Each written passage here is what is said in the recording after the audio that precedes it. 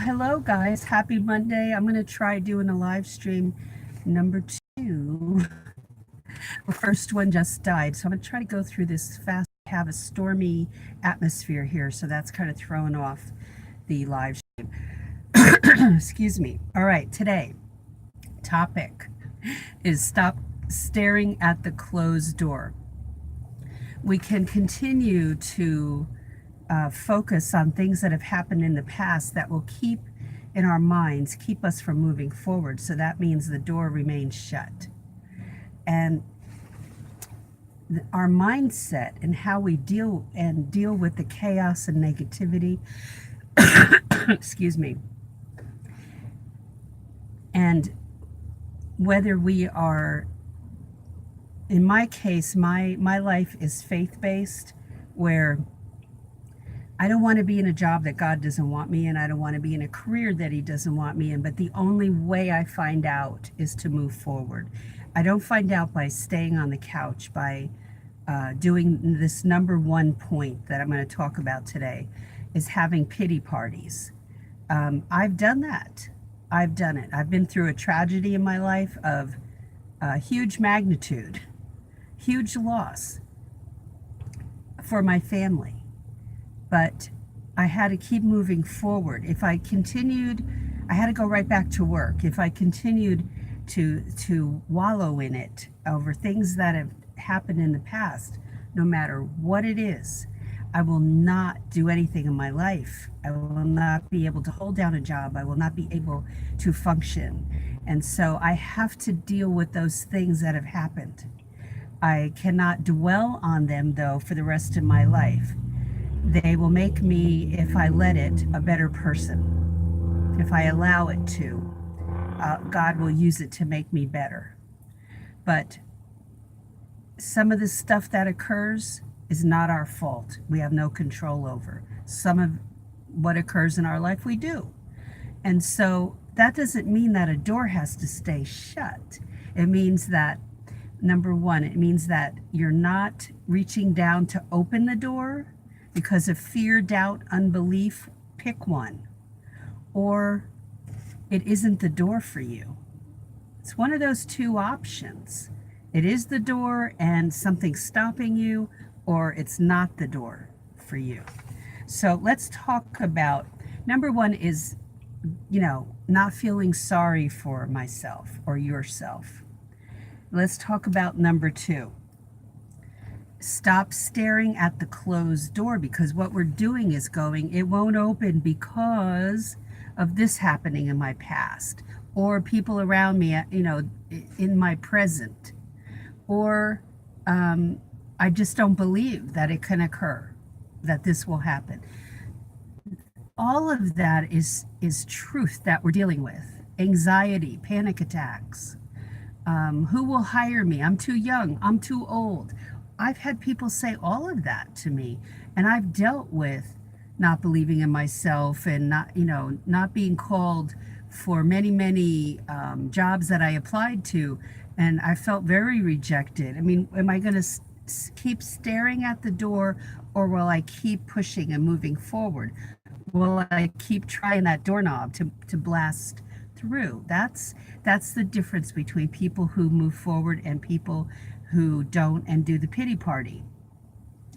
And I thought that they had a better upbringing, they had a lot more support. I would just make these assumptions, and it is not true. People blasted through fears and doubts and unbelief, but if I believed that they did that, then that meant I had to do it too. Bingo! So what people do is we start to assume that they have it easier. Yes, some people do. Some people get in because they have connections. And I don't mean into a law firm. That's not usually the case. I mean, the wife may become the office manager, but aside from a kid becoming the paralegal or, their teenager, no, not usually. So we have to stop saying these things to ourselves, because that is just putting us in this door closed, it won't open for me, so I don't have to work hard to go after that then. I can take the easy road and say, well, just, Nobody would hire me because they all want experience. Sound familiar? That's not true. Nobody will hire me because they only hire people who went through 2 years of college and got certified. Not true. Okay, so I don't want to hear those excuses. Those have to go out and then face reality. Okay, because we have to get off the couch and stop this nonsense of excuse making. I will dig deep to unearth the courage that I need. So, if it means that you have to understand what this career is about more deeply, then number one is get my book Legal Break-In so you understand get an insider's view as to what this career is about. Number one. And number two is come join us in class. January 5th, the registration starts. That means go to my website, go look in a description box below in a previous video, and click on that and go get on the wait list for the class. Go watch the video that's on that page on my Paralegal Inner Circle class info on my website, and check out what's involved in the class. Make an effort to do that. Binge watch all the videos here. Take notes. And if you feel like it, you want to, come over to Facebook and join us there. But I usually do the same videos there because people like to stay in one spot usually. Join me on Instagram, Paralegal Coffee Talk on Instagram. Love to have you there. All right, number 4, I will direct my thoughts. My thoughts won't direct me. That's a biggie because you can drive around, you can be listening to the best music, and these negative thoughts will be in your head. Yes, been there. I have to fight it all the time. When certain people surrounding me, family, friends, like I don't tell a lot of people if I'm putting out a book or if I'm in the past applying for a new job. I'm careful as to who I share that information with because not everybody understands what you're interested in and not everybody will uplift you. So the thoughts ruling you, that's very common. I've suffered with in the past from age 11 to 15, anxiety and panic attacks, and only in one place, in restaurants. And why was that? Well, it seemed like the trigger was a lot of noise, so I worked out of it, but trigger for me, even now, is a big box store with the fluorescent lights for panic attacks. And so I don't feel anything's like desperately negative about that. It's just something that a lot of people deal with, and it's not talked about, but it runs in a certain part of my family. And for me at 11 to 15, it was probably hormonal. But now I know that there's a trigger, and it can be too much caffeine, it can be fluorescent lights, and a tremendous amount of noise. But that hasn't seemed to be a trigger and for a long time. So don't let negative thoughts keep you from moving forward. Like, what if they don't, there's like all this stuff from the past. What if they don't like me? Do you know, in gym class, I was very rarely picked to be on anybody's team. Part of me was happy because I am, in sports, the least competitive person you'll ever meet. Couldn't care less. I love watching NBA basketball, but I don't want to play it. I don't care about it.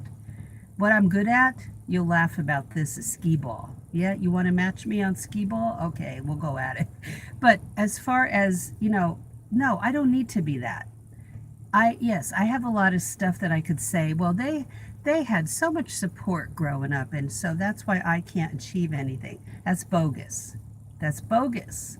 That comes down to mindset. Many athletes, and players that you see out on different sports fields didn't have a lot of support growing up. They just had this, I'm going to do this. They might have had one person, and it might have been somebody totally outside their family that said, oh, I think you could do that. You'd be good at that. And that's all it took.